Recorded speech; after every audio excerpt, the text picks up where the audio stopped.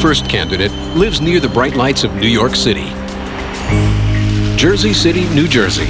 Kimberly Rodriguez, 31 years old, the woman who never smiles. You know, people say, oh, smile, and I honestly don't. I don't know how to smile. And this is the reason. I've been this way as far back as I can remember, since I was about 8 years old. We give her something to smile about. A jaw-dropping story that will make you smile. I'm Dr. Anthony Griffin. I'm a plastic surgeon here in Beverly Hills. And my original goal was just to learn how to draw, just to understand some of the basic concepts of drawing so that it would improve my sculpting. As a plastic surgeon, you know, I sculpt real-life tissue, but I was really looking just to improve my clay and marble sculpting skills. And so as I started taking to finish the line drawing class, I said, well, gee, this is great. Let me go on to learn how to paint. I thought I would never learn how to paint, actually, or draw, and I was almost a little bit embarrassed by it, because as a plastic surgeon, people are kind of expected you to be artistic, and so this is kind of a dream come true for me. One of the hardest things for us as plastic surgeons is to get things to match on the same side. So I remember asking, you know, what are the tools that we use here? You know, during the course, I found out, you know, as the step-by-step course evolved, I realized that the mirror was one of those tools, and I thought, maybe I'll use that in the operating room because it's a nice small little mirror and you can sterilize it. I've turned a lot of my plastic surgery colleagues onto that technique, because what happens is in the operating room there isn't a lot of room to stand back or stand to the side. Only when I started taking art classes did I realize that, you know, you have to move around, stand back, and the mirror affords me to do that. So that was a huge advance in my surgery, and has been. And I use a plumb line now. I squint. I swear to God, I use the squinting technique because when you're trying to design a scar to hide in a shadow, you want to know where the dark tone is. And of course you have the operating room lights on, and sometimes you even have an operating headlight on. You can see that much easier. I was just at a conference this weekend in Palm Springs, and I was trying to explain this to some of my colleagues, because when we're looking at slides or before and after pictures, if you squint, you can take away the color, and you can take away a lot of things that are a distraction, and you can actually see the contour better. And I just picked this up just from the skills I learned here at Mission Renaissance. My colleagues, their reaction is, they struggle with the same thing. You know, it's sort of like one of these things that nobody talks about. They just think it's, you know, a lot of times patients, they'll blame the patients. They'll say, oh, no, you're crazy, that's left side's fine. The majority of plastic surgeons have no training in art. We have surgical training, we have an anatomical training, but there's very little, only a few, and I would say the top people in our field speak in artistic terms and actually can do art. And I think that's probably why they excel, because they see things differently than we do. And until I started taking the drawing classes here, I didn't know how to see.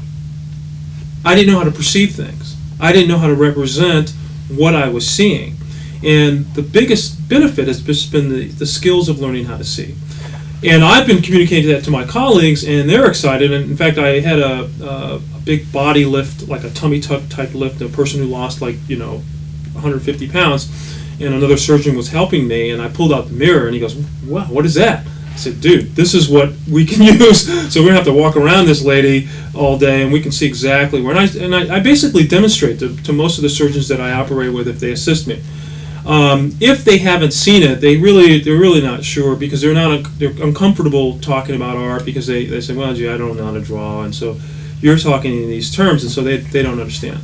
But the word is getting around, because in the hospital I bring them. The other reason I got an extra mirror is because I was taking them to the hospital as well, and so people around the hospital are talking about, oh yeah, that's the guy that uses the mirror. Initially I wanted to keep this a secret, because, you know, it's sort of like, this is your edge. I mean, I'm in Beverly Hills, is the most competitive plastic surgery market in the world, but in the Talent Myth book, and I've read that book, in fact I have a couple of copies of it, I've read that book many times, because it speaks to a lot of the issues that go on in our business and our, you know, practice of medicine, which is the guys who really understand art or went to art school, they don't really want to communicate that to everyone else. They just want to use that as their edge. And I was falling into that same trap, because I thought, geez, I'm not going to tell my competitors what I use to get better results. Then I thought about the patients out there, you know, and really that's what we're in this business to do, is take care of other people. And so if I can help and communicate to other people tools simple tools that they can use to get better results, then, you know, that's what the big picture should be. One of the things I learned in medical school, you can get by because there's so much information given to you at once. You can just study the stuff that's important, that's going to be on the test, just to get by, but really not really understand a lot of things. And what I like about this class or this course is that I really feel like I'm in art school, and I understand art history, and things that I weren't able to take in college, I now understand. Once you start to understand what you're doing and being able to teach it, you've mastered it. And that's what I think Larry Gluck has done. He's mastered teaching. He's a master artist. He not only can do it, but he can teach people to do it. And so when you can go back and forth, you know, some people, like in music, they can play the notes, but they can't play the music. And you've got to be able to play the music, and that's what makes life and art fun. So for me, surgery is much more fun now. It's like going to art class now. Before it was going to science class. Now it's going to art class. So, and I realize that art touches everything that we like in this world. The house that we like, it's because it's designed. You know, somebody designed it. The cars that we like, all the things, all the colors. I mean, like I said, I learned how to squint now. I see color now is more interesting. Art has just opened the entire world for me. And it's just fun because it was something that I had resolved myself that I didn't have it, and I wouldn't have ever acquired it. You know, I've been doing surgery really well since 1987, and your technical skills, you know, putting a stitch in, you know, that just, you know, that's like riding a bike. You know, you're not going to ride the bike better, you know, mechanically. But if you learn to see differently, learn how to, you know, race or do something else, then you will go to the next level. And my surgery skills have gone to the next level, not because of my mechanical hand-eye coordination and so on and so forth, because that's, I mean, you know, that's there. But it's learning how to analyze a problem. And the arts really help you do that more than science. And that's what the art has done for me, made me better at analysis. What Larry has done here at Mission Renaissance has taken the 80% of things that is most important, that's going to make you learn how to draw and hopefully paint, without all the other garbage. Because 20% of what we learn, you know, is useless. But it's that 80% that really move us along. And the other thing that I like about it is that I see steady progress. I realize drawing is fundamental to every art form, including mine in plastic surgery.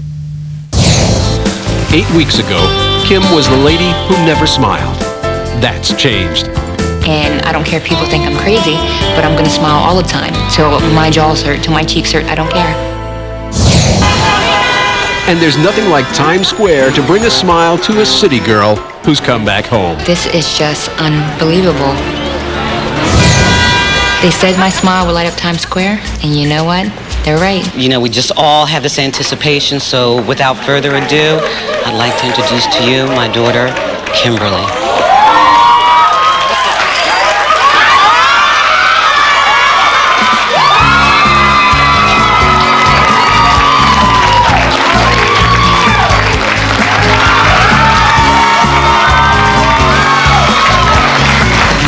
From snaggletooth to a dazzling, jaw-dropping beauty. They said my smile will light up Times Square. My smile can light up the world. Oh my God, look! That's me!